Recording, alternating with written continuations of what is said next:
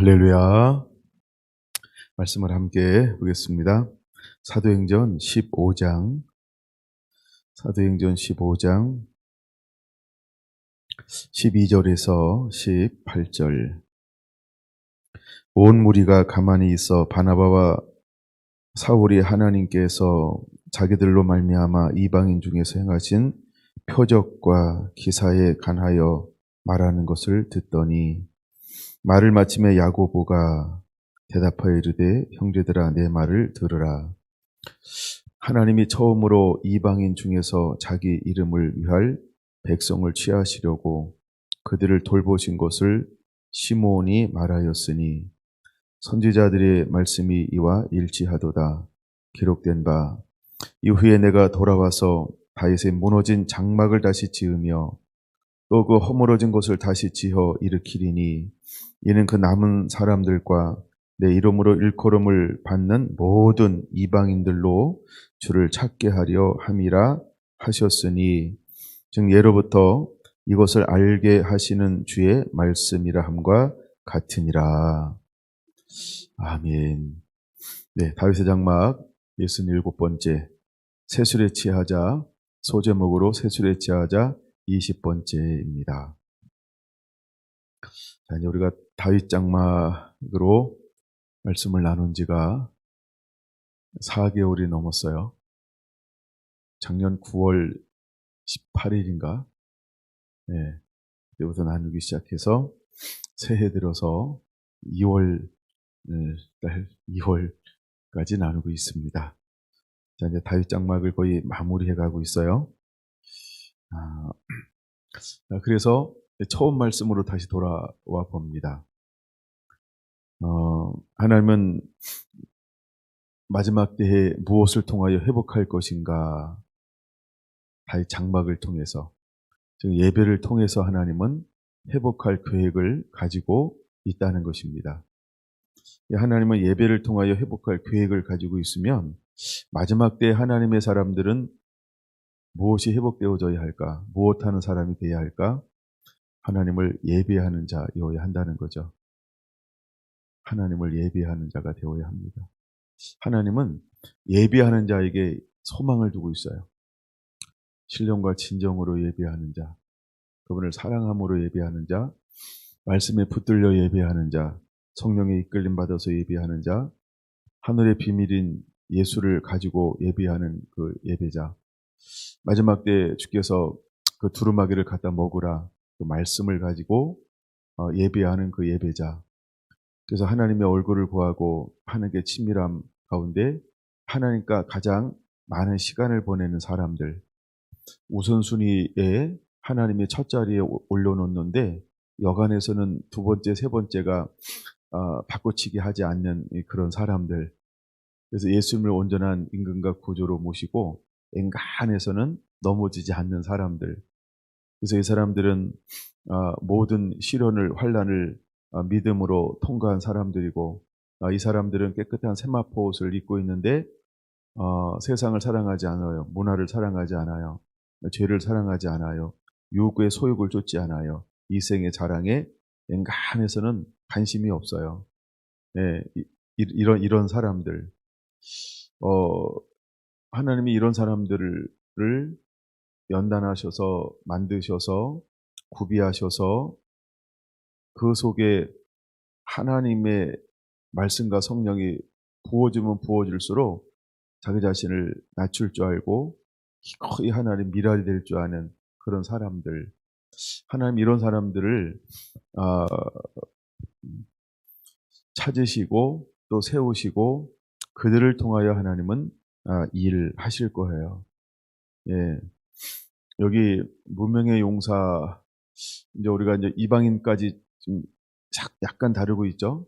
근데 이것을 또 다시 다루는 건 아니고, 이방인을 다루는 이유는, 특히 이제 헬라파 유대인들을 다루는 이유는 어디냐면, 하나님께서 헬라파 유대인들을 통하여서 히브리파 유대인들이 넘을 수 없고 갈 수 없고 행할 수 없는 이제 하나님이 가지고 있는 아버지의 생각과 뜻을 담아내는 그릇으로 사용하기 때문에 그렇습니다.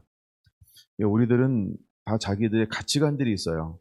자기 세계관들이 있어요. 내가 어느 문화권에서 어떤 교육을 받고 어떻게 자라났는가, 또 내가 어떤 을 가지고 배우고 이걸 정체성, 가치관을 가지고 내가 자라났는가. 이런 것들이 사람에게 편견이라고 하는 걸 만들어 낸다는 거죠. 그다음에 포용력을 만들어 내기도 한다는 거죠. 그래서 히브리파 유대인들은 베드로를 위시해서 언제나 이방인들을 향해서는 터부시하는, 똑같이 정통 율법을 추구하는 정통의 수많은 사람들처럼 그 안에도 뭐가 이렇게 장애물처럼 놓여져 있냐면, 나는 선민, 그들은 이방인, 나는 선민, 그들은 잡족, 어떤 이런 것들이 보이지 않는 하얀 벽처럼 세워져 있는 것을 볼 수 있어요. 그래서 고넬료를 찾아갈 때 베드로를 변화시키는 하나님의 방법, 그 속에서 분명히 깨우쳤음에도 불구하고, 그렇죠? 완전히 깨우친 게 아니죠. 이걸 우리가 부분적이라고 표현할 수도 있는데, 하여간 그런 하나님이 마음껏 쓰기에는 하나님이 늘 베드로한테 결제를 맡아야 돼요.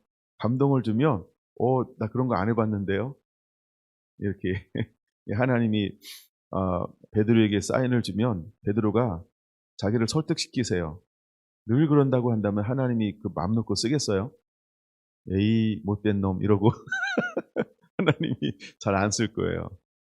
몇 번은 쓸지 모르지만 즐겨 쓰지는 않을 거예요. 근데 하나님은 어떤 사람을 자주 쓰냐 하면, 어, 예수님을 알면 알수록, 처음에 사도 바울은 대표적인 게 뭐냐 하면 헬라파 유대인이라는 거예요. 헬라파 유대인. 그래서 그의 고향이 어디라 그랬죠? 저기 보면 다소가 보이나요? 저는 지도를 봤기 때문에 다소가 보이는데, 알면 보이고 안 보이면 안 보여요. 다소 같죠? 다소. 근데 다소가 있긴 해요. 예. 근데 그게 헬라파 유대인이란 말이에요. 근데 하나님은 그 한 사람을 통해서 그의 가치관을 깨뜨려 버리잖아요. 만나서.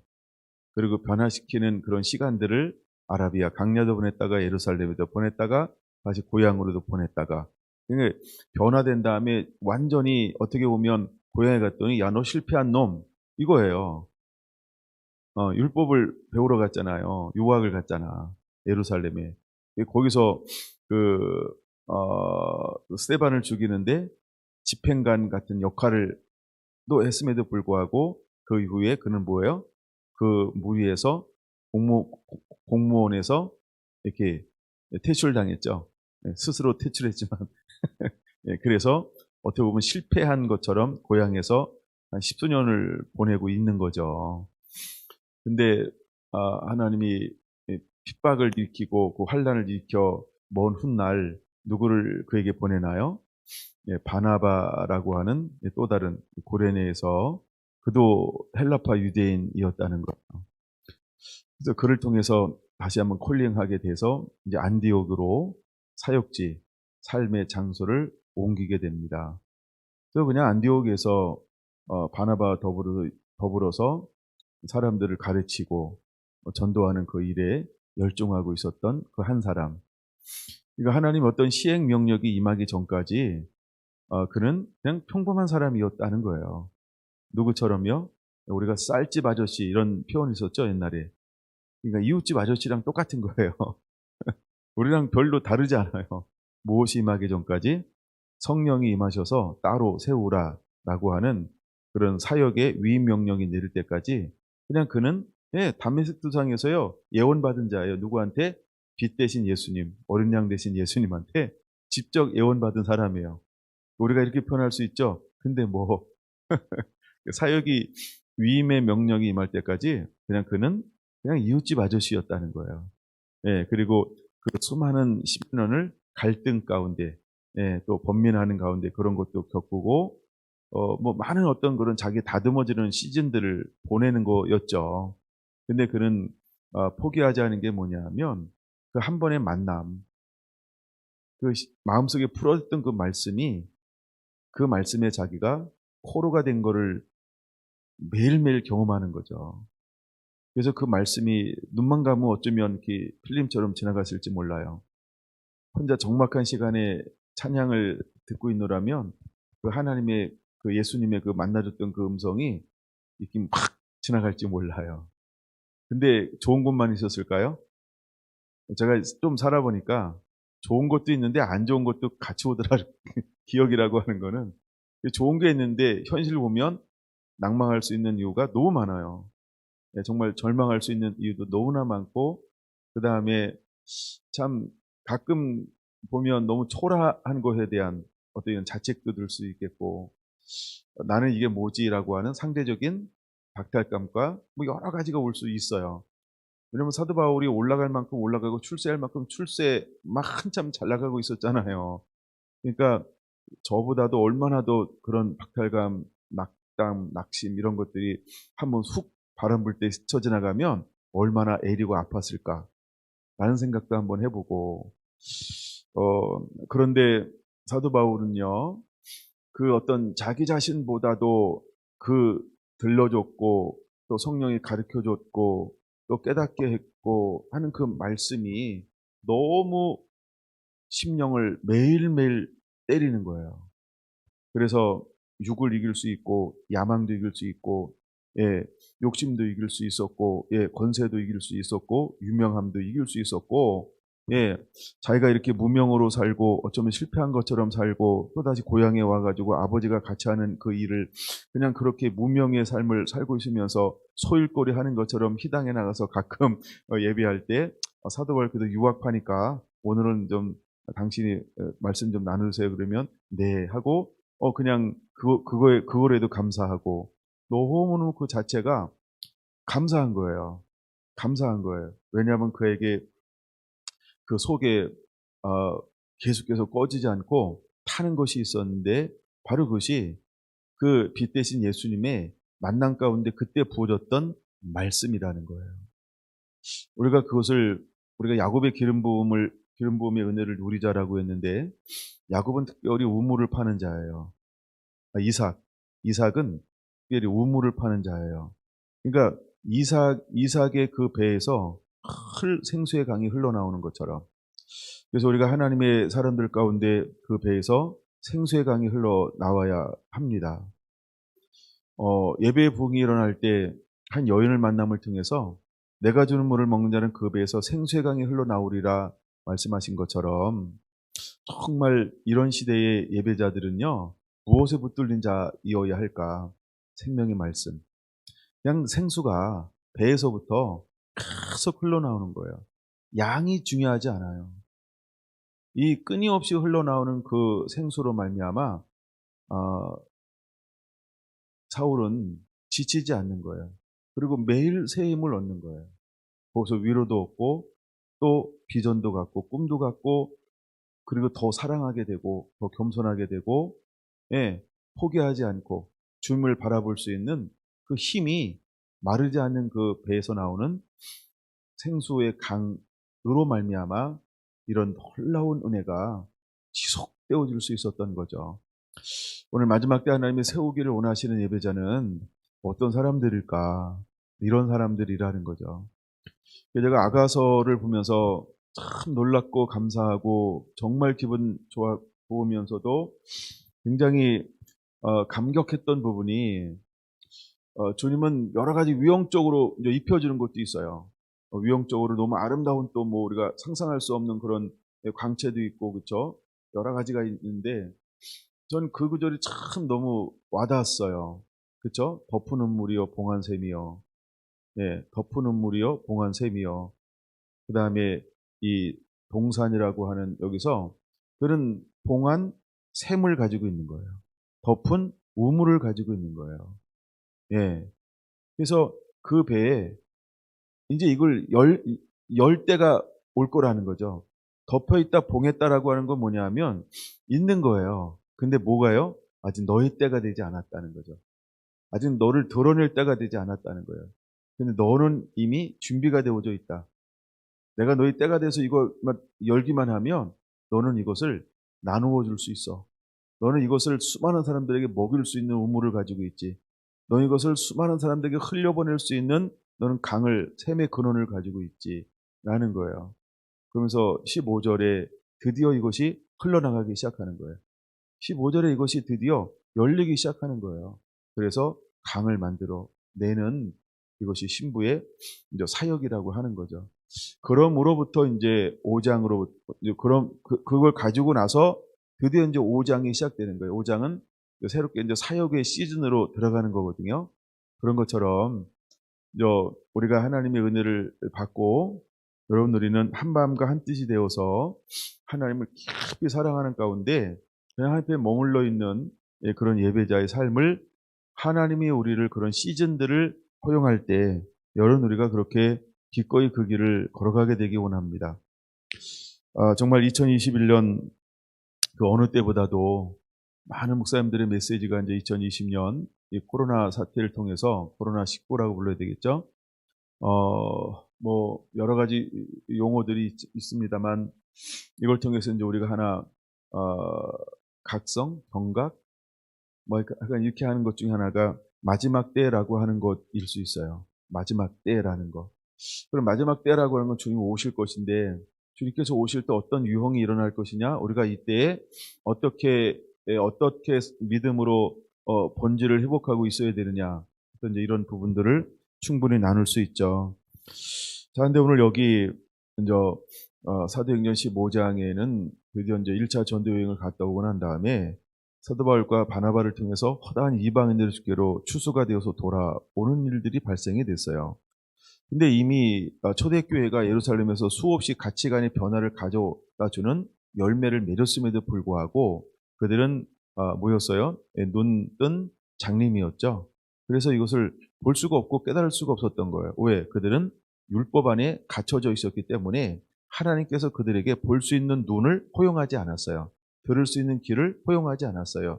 그러니까 계속해서 복음이 전파되고 20년 이상이 지났음에도 불구하고 그들은 여전히 뭐예요? 율법 안에 갇혀져 있는 생활을 하고 있었던 거예요. 근데 더 놀라운 것은 이제 히브리파 사도들을 지나서 헬라파 이제 제자들을 지나서 이 복음이 그렇죠? 아시아로 퍼져버린 거예요. 그래서 아시아의 허다한 사람들이 복음으로 빛 가운데로 생명 가운데로 돌아오는 놀라운 역사들이 예루살렘에 수없이 보고가 되어지고 있는 거예요. 그래서 예수님이 부활한 그 이후부터 예루살렘은 늘 시끄러운 거예요. 안정될 날이 없죠. 그들의 관점에서는. 근데 하나님의 관점에서는 축제가 끊이지 않는 거였고 그들의 관점에서는 안정될 날이 없었던 거죠. 그러니까 그들이 공회의로 모여서 과연 이것을 우리가 어떻게 정의를 내려야 되냐라고 하는 학술대회를 했다는 거예요.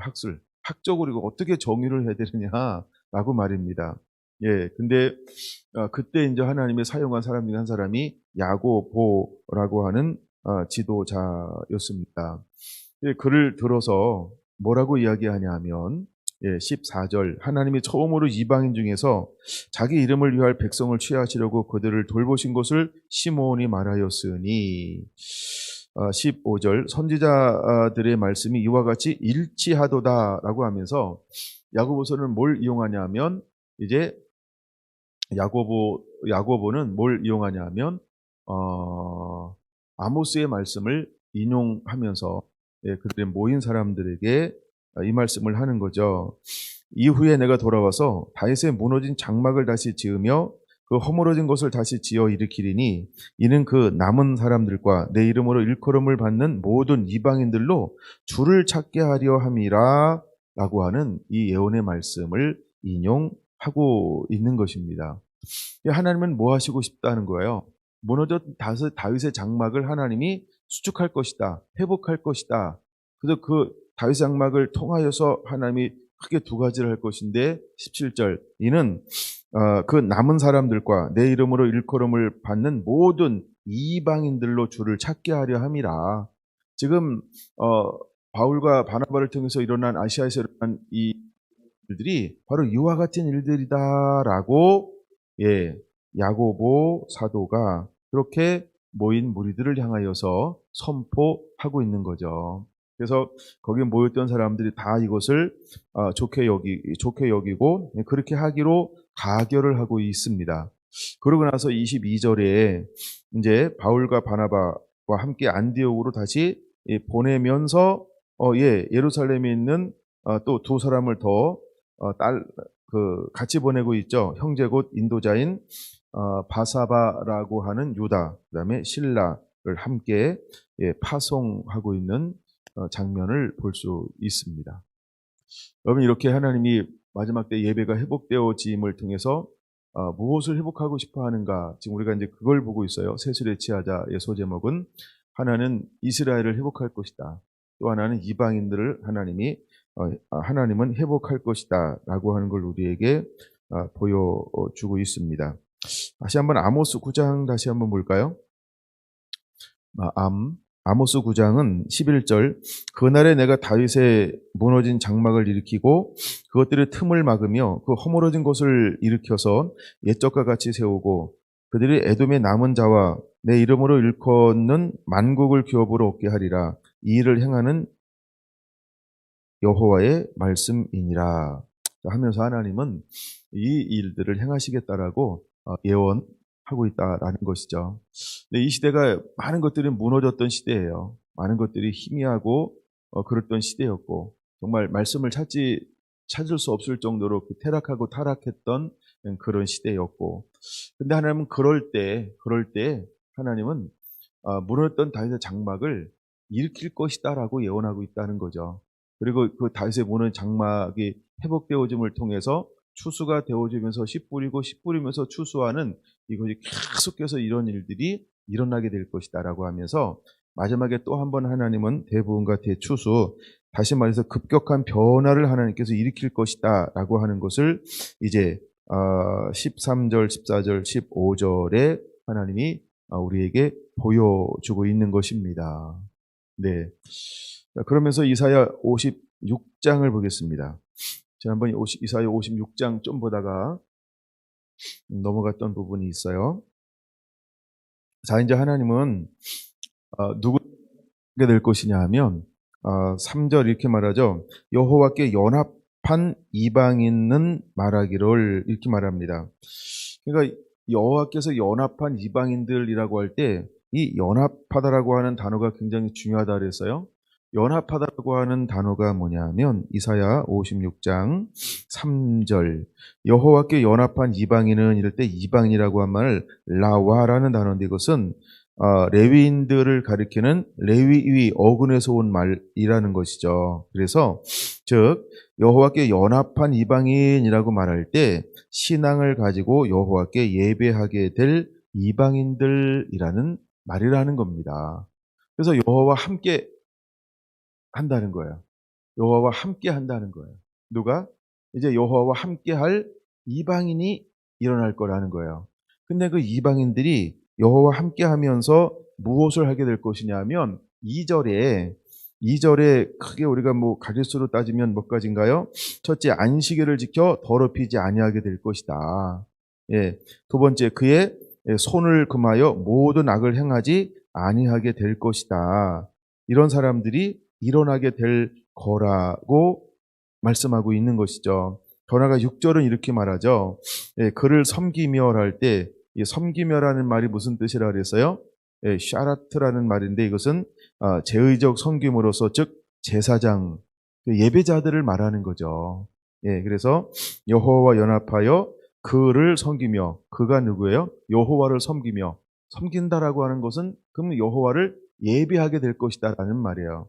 그러니까 선민인 이스라엘에게는 이 말이 자기들이 가지고 있는 정통 가치관에는 전혀 이해할 수도 없고 용납될 수도 없는 새로운 사상이죠.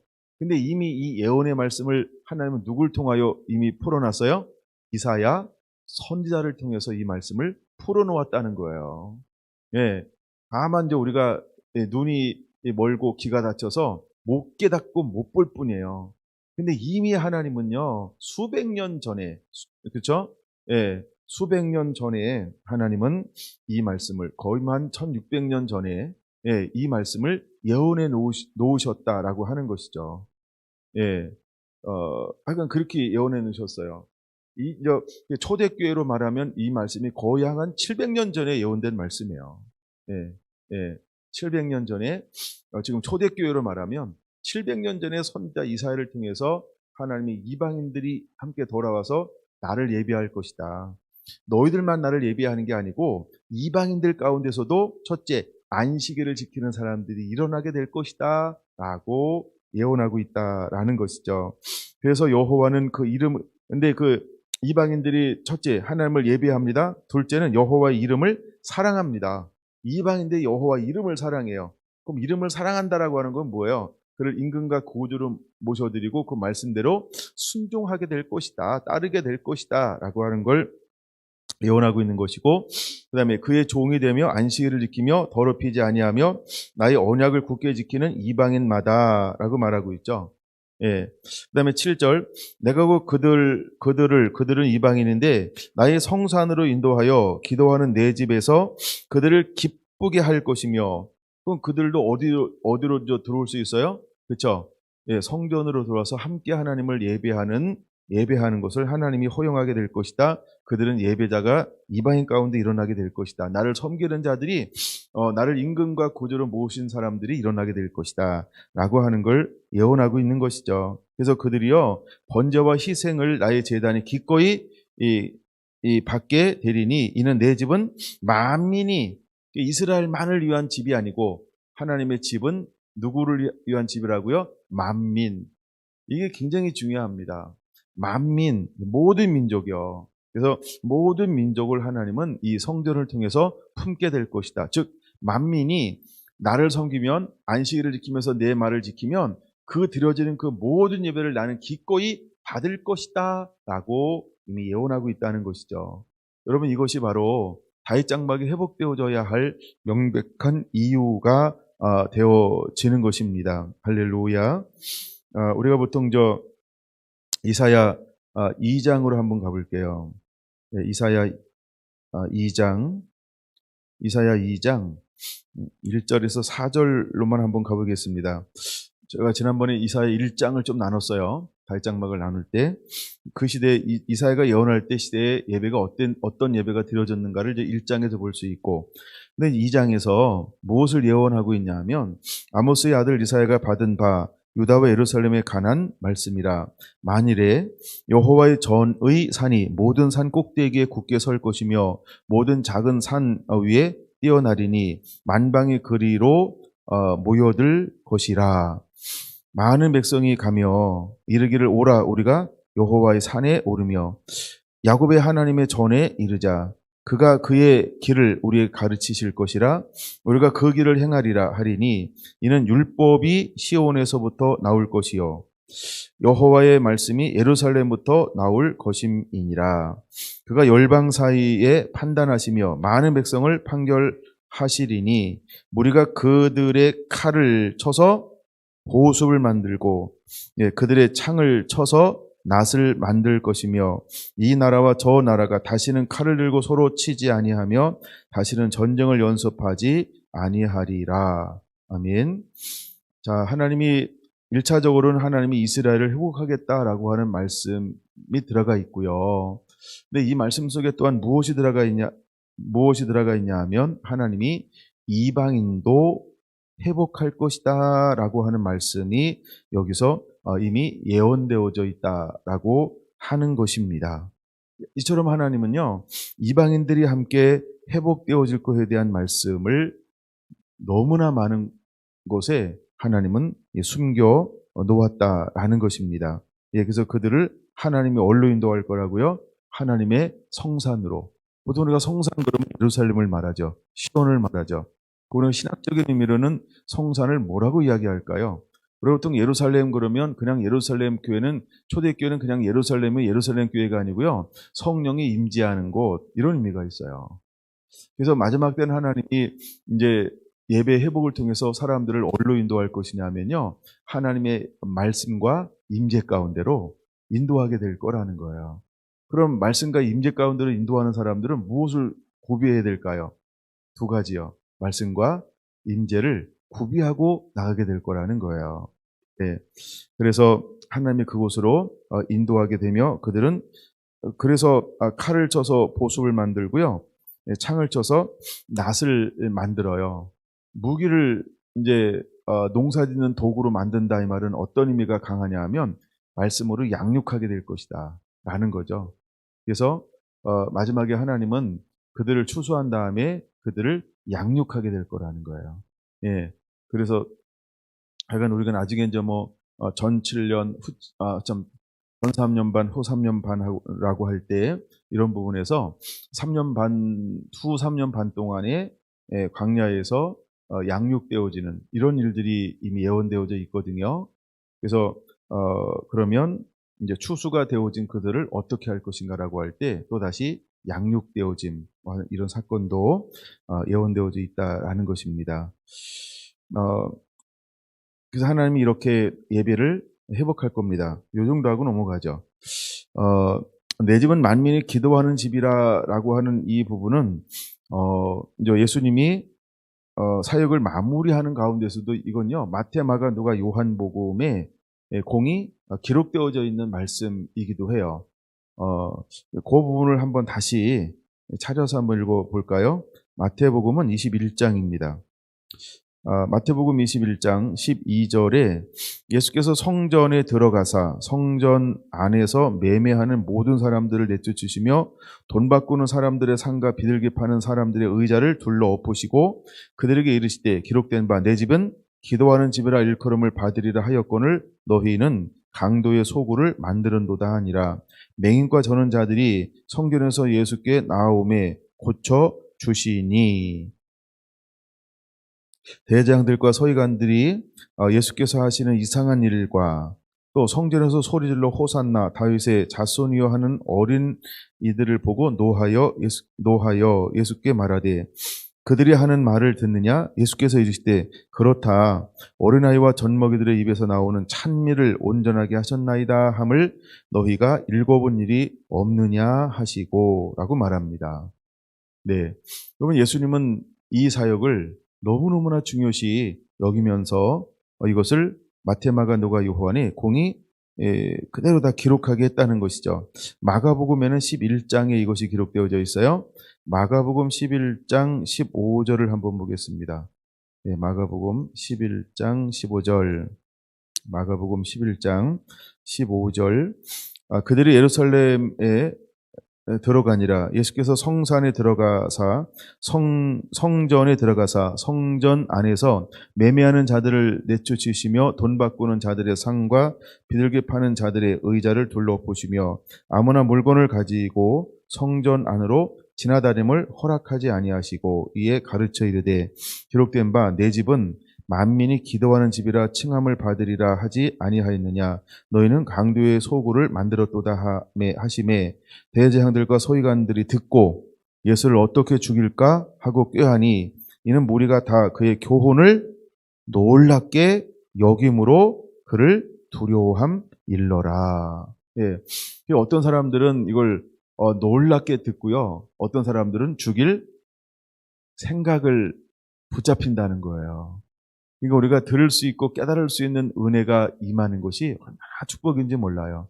근데 그것이 주어지지 않았을 때에는 그저 분노만 하게 될 거라는 것이죠. 누가복음은 19장에 있는데 누가복음 19장 45절 성전에 들어가사 장사하는 자들을 내쫓으시며 그들에게 이르시되 기록된 바 내 집은 기도하는 집이 되리라 하였거늘 너희는 강도의 소굴을 만들었도다 하시는도다.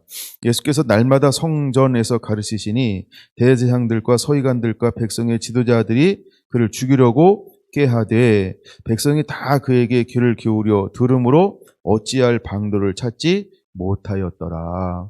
그래서 이제 어떤 때가 되면요 이렇게 분리가 된다는 거예요. 듣고 깨닫는 사람이 있고요. 듣고 분노하는 사람들이 똑같이 일어나요. 그래서 이미 지난주일 봤죠? 요한계시록 11장에도 두 증인을 통해서 돌아오는 사람들이 있어요. 근데 두 주인이 죽기를 기대하고 또 죽으니까 기뻐하는 무리들이 있다는 거예요. 우리가 그런 시대를 살아가고 있다는 것입니다. 요한복음은 2장입니다. 요한복음 2장 13절 이 부분을 한번 다 찾아보는 거예요. 이렇게 요한복음 2장 13절 유대인의 유월절이 가까운지라 예수께서 예루살렘으로 올라가셨더니 성전 안에서 소와 양과 비둘기 파는 사람들과 돈 바꾸는 사람들이 앉아 있는 것을 보시고 노끈으로 채찍을 만드사 양이나 소를 다 성전에서 내쫓으시고 돈 바꾸는 사람들의 돈을 쏟음에 상을 엎으시고 비둘기 파는 사람들에게 이르되 이것을 여기서 가져가라. 내 아버지의 집으로 장사하는 집을 만들지 말라 하시니 제자들이 성경 말씀에 주의 전을 사모하는 열심히 나를 삼키리라 한 것을 기억하더라. 이에 유대인들이 대답하여 예수께서 말하기를 내가 이런 일을 행하니 무슨 표적을 우리에게 보이겠느냐. 예수께서 대답하여 이르시되 너희가 이 성전을 헐라 내가 사흘 동안에 일으키리라. 유대인들이 이르되 이 성전은 46년 동안의 지었건을 내가 3일 동안에 일으키겠느냐 하더라. 그러나 예수는 성전된 자기 육체를 가리켜 말씀하신 것이라. 죽은 자 가운데서 살아나신 후에야 제자들이 이 말씀하신 것을 기억하고 성경과 예수께서 하신 말씀을 믿었더라. 예, 믿었더라 한번 체크 한번 해놓으시고요. 17절 보면 제자들이 성경 말씀에 주의 전을 사모하는 열심히 나를 삼키리라 한 것을 기억하더라. 그러니까 제자들은 예수님의 어떤 행동을 보면서 끊임없이 무엇이 이렇게 드러나고 있어요? 이게 열매라는 거예요. 근데 그 시대에 교권을 잡고 있었던 수많은 사람들은 그렇죠? 그냥 자기만 생각해요. 그러니까 그것을 볼 수 없는 그런 분리되고 있는 것을 볼 수 있어요. 근데 지금 여기서 존재하고 있고 성전을 깨끗하게 할 때 소나 양이나 비둘기 모든 것은 뭐에 쓰는 거예요? 돈을 왜 바꿔주는 거예요? 그렇죠? 전부 이게 예배할 때 다 사용되어지는 거예요. 예배를 위해서 지금 이것을 만들어 놓은 거예요.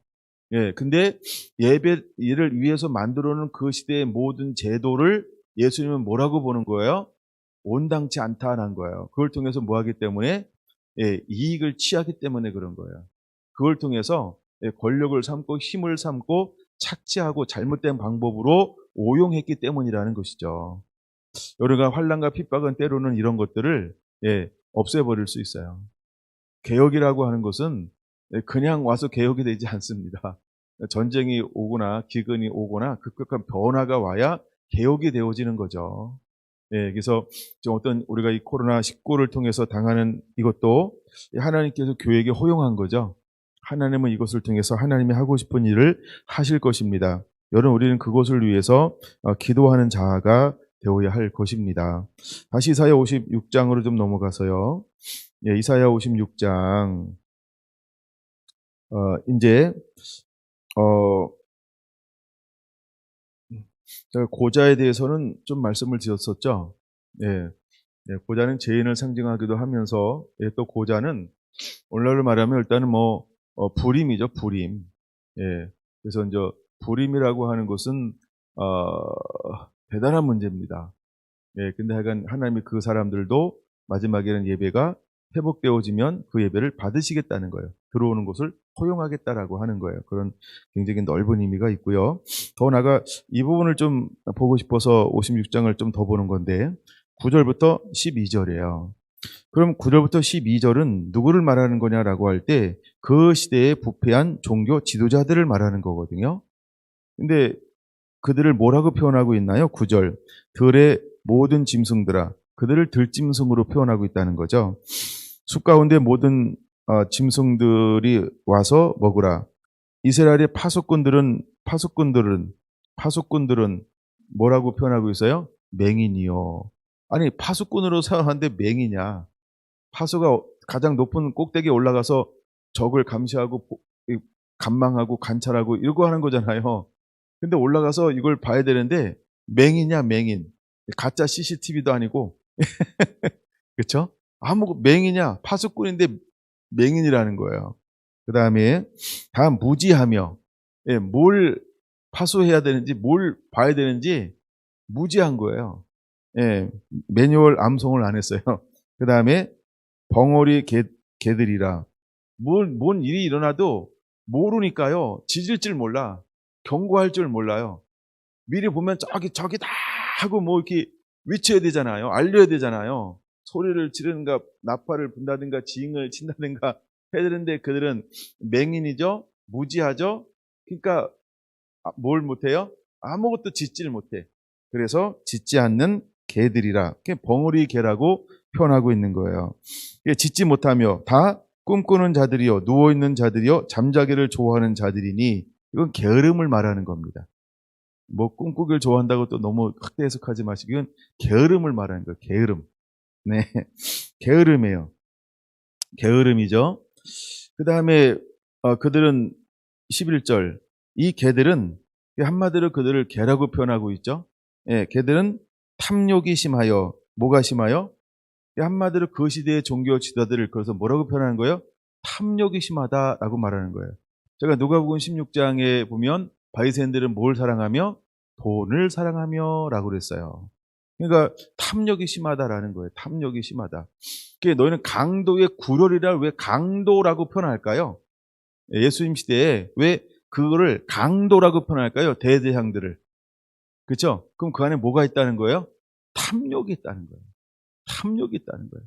여러분, 오늘날 이 시대에도 동일합니다. 그래서 예수님께서 비유할 때 그 목자를 크게 두 가지로 비유하고 있는 거 아시죠? 참 목자와 싹꾼이래요. 그냥 나쁜 목자 이렇게 하지 않고요. 너는 싹꾼이니 이런단 말이에요. 이게 싹꾼하고 참 목자하고 비유하고 있어요. 예. 항상 하나님은 두 가지로 비유하는데 그 중에 하나를 비유할 때는요, 이 경제 법칙, 재정 법칙, 돈 법칙, 예, 이걸로 표현하고 있다는 거예요. 그래서 우리가 무엇을 많이 다뤄야 할까요? 그래서 재정을 많이 다뤄야 돼요. 이거에 무너지면 이게 무너져요. 사단이 그걸 통해서 예, 우리를 유혹하기 때문에 그런 거예요. 여러분들이 재정에 견고한 자가 되기를 바랍니다. 그리고 승리하는 자가 되길 또한 바랍니다. 네. 근데 그들을 그래서 탐욕이 심하여 족한 줄을 알지 못하는 자들이요 하면서 족한 줄을 알지 못한대요. 이게 밑빠진 독에 물 붓기처럼 이거 아주 굉장한 거예요. 예? 탐욕이 그런 거예요. 예? 여러분 10억 주면 만족하겠어요? 10억 주면 만족하겠어요? 아, 표현이 없는 거 보니까 좋기는 한가 보다. 근데 만족을 못 하겠다는 거죠. 그런 거예요. 꽁돈이라는 게 그런 거예요. 예. 그래서 탐욕은 끝이 없어요. 이거 어마어마한 함정이 탐욕이에요. 탐욕. 탐욕을 이기는 거는요, 자꾸 흘려보내는 것밖에 없어요. 못 쓰게 하는 것밖에 없어요. 예, 흘려보내는 것밖에 없어요. 그게 탐욕을 이기는 방법이에요. 예, 쌓아놓고 탐욕을 이길 수 있어요? 못 이깁니다. 그러면 안 쌓아놓으면 탐욕을 이길까요? 못 이깁니다. 그럼 없으면 탐욕을 이길까요? 못 이깁니다. 그런 거랑 달라요. 여러분, 없어도 탐욕이 있어요. 그렇죠? 정말 딱 먹을 것만 가졌는데도 탐욕이 있어요. 약간 여유가 있어도 탐욕이 있고요. 널널하게 한 10년을 일 안 해도 먹고 살아도 탐욕이 있어요. 그게 욕심이라는 거예요. 욕심이 인태한즉 욕심은 반드시 탐욕은 죄를 만들어낸다는 거예요. 그러니까 결국 우리의 삶 가운데 무엇과의 씨름을 해야 될까요? 그렇죠? 예수님을 팔아넘기는데 예수님과 그렇게 365일 예? 함께 있었단 말이에요. 예. 예. 근데도 불구하고 가룟 유다가 뭐에 빠졌어요? 가룟 유다가 탐욕에 빠지는 거예요. 예수님과 길이요 진리요 생명이신 그분과 함께 했으면 주옥 같은 말씀을 듣고 있음에도 불구하고 날마다 표적까지가 기적을 경험하고 보는데 초자연적인 역사를 그렇게 보는데도 불구하고 그가 뭘 못 이겨요? 탐욕을 못 이기는 거예요. 예. 그래서 여러분 이거는 뭐 너무나 중요한 주제 중에 하나예요. 그다음에 오늘날 이 시대에 많은 사람들이 하는 것 중에 하나가 권력욕, 명예욕이요. 대단한 겁니다. 이 욕이라고 하는 건, 욕심이라고 하는 건 대단한 거예요. 이 권력욕이라고 하는 거. 예. 그러니까 자기가 가지고 있는 어떤 다른 형태의 욕심으로 반출되는 건요, 이건 대단한 거예요.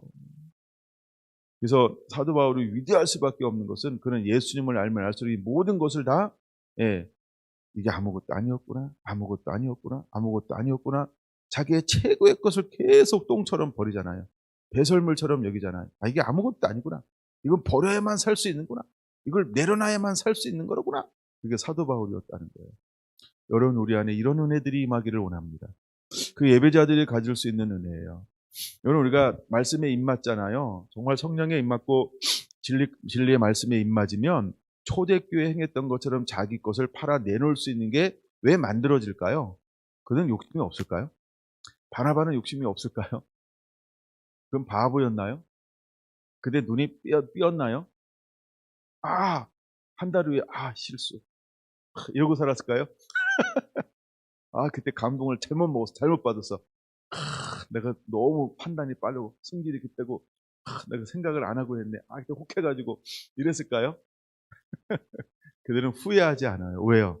그들은요, 진리 가운데 붙들림을 당했기 때문에 그래요. 그러니까 정말 그들이 천국을 소유하니까 이 땅에 있는 것이 값어치를 너무 중요한 거 알아요. 근데 천국에 비하면 이거는 그러구나. 그러니까 정말 그들은 뭘 소유한 사람들이에요? 이삭의 기름 부음이요.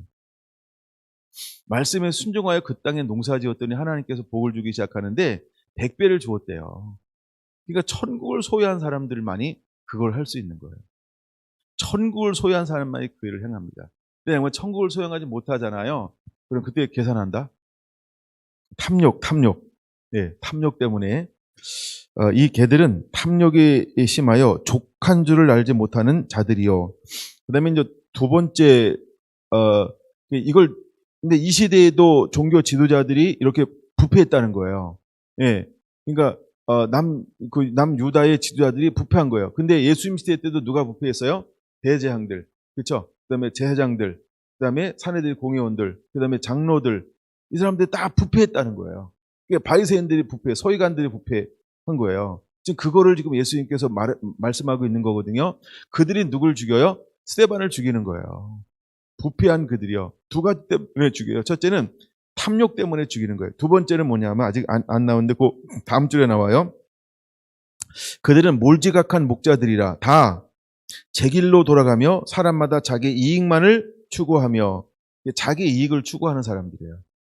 대제사장 안나스가 왜 예수님을 죽였을까요? 자기 권력 때문에 죽인 거예요. 자기 권력 때문에요. 그러니까 자기 이익이라는 거예요. 여러분, 정말 하나님이 찾으시는 예배자에게 급격하게 없는 게 있어요. 그게 뭘까요? 자기 이익을 추구하는 거예요. 이게 급격하게 없어요. 탐욕이 급격하게 없어요. 우리가 볼 때 욕심이 있네 이렇게 할 수 있어요. 근데 상대적으로 욕심이나 탐욕이 자기 이익을 추구하는 것이 굉장히 적어요. 그러니까 완벽하다고 생각하지 마세요. 상대적으로 이 부분에 별로 이게 걸림이 안 될 정도로 이게 약한 사람들이 있어요. 그렇죠? 그래서 하여간 이런 사람들이 있어요. 그러니까 하나님이 이런 은혜들을 부어주게 될 것입니다. 그럼 초대교회 들었던 사람들은 자기 딸린 식구들이 없었을까요? 일단 우리가 공식적으로 나오는 바나바, 요셉이라고 하는 바나바 가족이 없었을까? 사울 청년처럼 혼자 있을까? 그 다음에 아나니아와 삽비라는 어쨌든 부부니까. 그럼 그들이 처음에 나빴나요? 아니에요. 나쁜 사람 아니에요. 예수님 사역을 얼마나 뒷받침한 사람인지 몰라요. 음으로 양으로. 그렇죠? 근데 초대교회 성령이 막 임하고 변화가 일어나는데 자기들 팔고 싶은 거예요.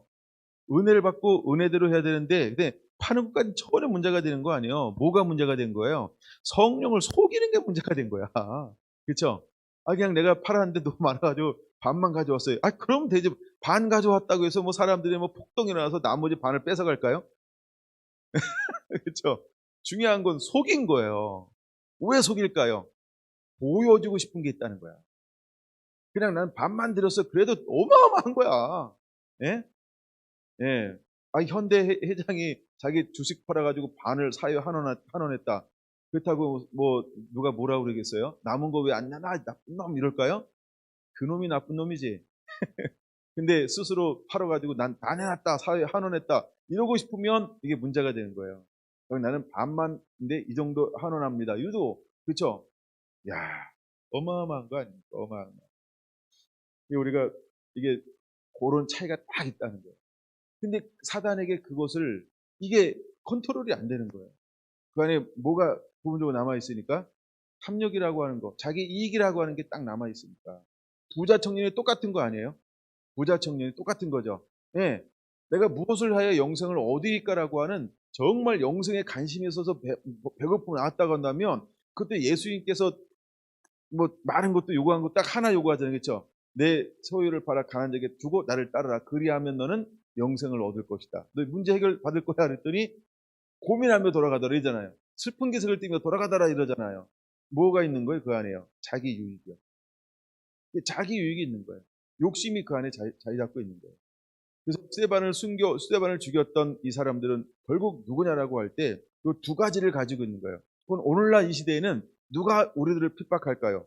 이 두 가지 있는 사람들이 핍박할 겁니다. 이 두 가지. 이 두 가지예요. 사단이 쓰는 아주 이게 통로입니다. 통로. 이런 사람들을 사단은 들었어요. 욕심이 있는 사람, 자기 이익을 추구한 사람을 들었어요. 그래서 마지막에 첫째가 자기를 사랑하면 돈을 사랑하면이에요. 첫 번째, 두 번째가. 말세를 만날 고통한 때가 이르니 사람들 자기를 사랑하며 돈을 사랑하며 일만학을 할 때 첫 번째, 두 번째가 이 두 가지가 나오는 거예요. 첫째, 자기를 사랑합니다. 둘째, 돈을 사랑합니다. 근데 이사야가 이것을 예언하고 있는 거예요. 그 시대 사람들이 무엇 때문에 버림받느냐? 누구는 구원받는 걸 예언했는데 이방인과 고자들은 구원받는 걸 예언해놨단 말이에요. 그러면서 상대적으로 누구에 대해서는 책망하고 있어요? 그 시대의 목자, 그 시대의 지도자들은 부패했다는 거예요. 부패했다는 걸 보여주는 거예요. 자, 보여줄 거 제가 다 보여준 것 같아요. 이제 12절은 같이 읽겠습니다. 오라, 내가 포도주를 가져오리라. 우리가 독주를 잔뜩 마시자. 오늘도, 내일도 오늘같이 크게 넘치리라 하느니라. 그들은 오늘의 일락을 위해서 살죠. 이 땅의 쾌락을 위해서 살죠. 자기의 일락을 즐기죠. 이게 그 시대의 목자라는 거예요. 그럼 여러분 마지막 때 이제 이방인이 구원받고 한마디로 말해서 다윗 장막이 회복될 때 양분되어질 거예요. 수많은 사람은요 일락을 사모해요. 쾌락을 쫓아가요. 오늘 이 시대가 점점 그렇게 가고 있지 않나요?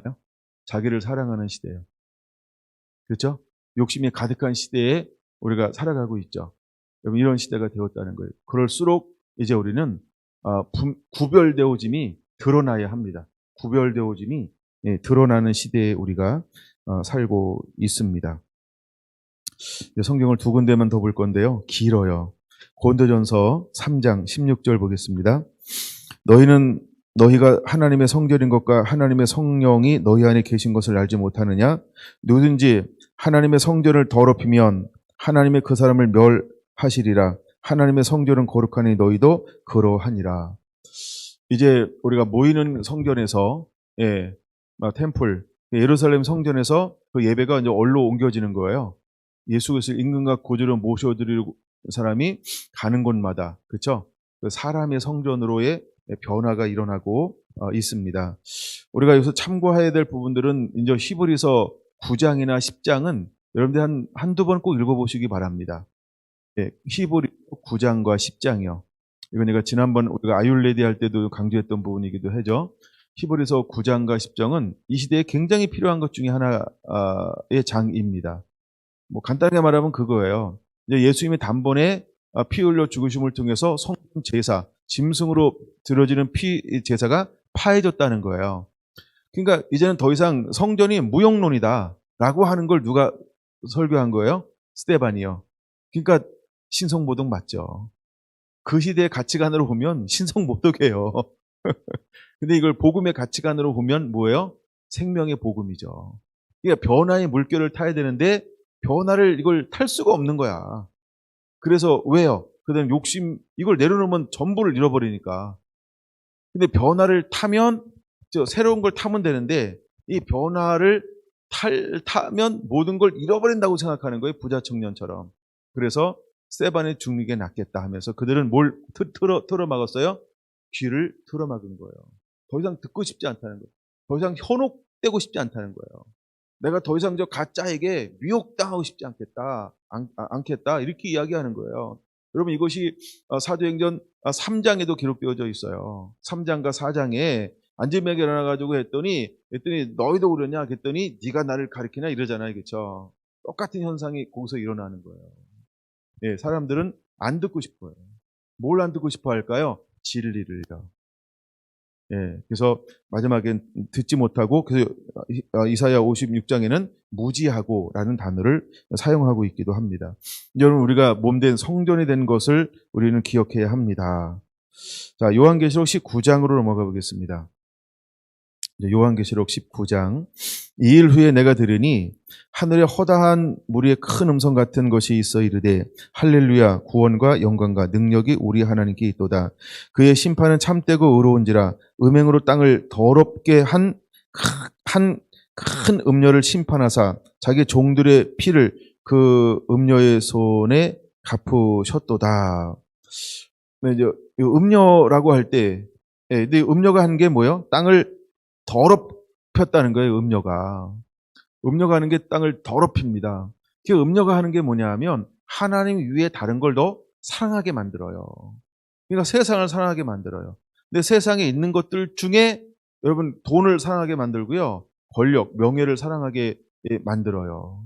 그다음에 자기 자신을 사랑하게 만들어버려요. 음녀요. 우리가 하나님마다 더 사랑하게 만들어버려요. 그 다음에 이제 우리가 이제 우상숭배를 말합니다. 우상숭배는, 하나님마다 다른 걸 섬기는 거거든요. 근데 이게 음녀가 하는 일인데 음녀 배후에는 뭐가 있는 거예요? 사단이 일을 한다는 거죠. 그래서 예배자는 그러면 어떤 사람이 하나님을 찾는 예배자일까요? 그렇죠? 음녀에 미혹당하지 않아요. 그러니까 하나님을 더 사랑하지 세상을 더 사랑하지 않아요. 그래서 모든 이런 우리가 걸려있는 이생의 자랑, 안목의 정욕으로부터 육신의 정욕을 이겨내는 자예요. 그게 예배자입니다. 나는 예배자입니다. 그러는데 계속 육에 끌려. 그거 예배자 아니에요. 자기는 예배자인데 하나님을 인정할 수 없는 예배자예요. 이생의 자랑이 자꾸 끌리잖아요. 그럼 자기는 예배자라고 생각하는데 하나님은 야, 넌 아직 아니야. 라고 그럴 거예요. 여러분, 우리가 이 세 가지를 반드시 이기는 자, 그게 하나님이 찾으시는 예배자라는 거예요. 할렐루야. 네. 좀 더 읽을게요. 두 번째, 3절. 두 번째로 할렐루야 하니 그 연기가 세세토록 올라가더라. 또 24장로와 내 생물이 엎드려 보호자에 앉으신 하나님께 경배하여 이르되 아멘 할렐루야 하니 보호자에서 음성이 나서 이르되 하나님의 종들 곧 그를 경외하는 너희들아 작은 자나 큰 자나 다 우리가 하나님께 찬송하라 하더라. 또 내가 들으니 허다한 무리의 음성과도 같고 많은 물소리와도 같고 큰 우레소리와도 같은 소리가 이르되 이번에 이제 우리가 어린 양 예수님이시죠.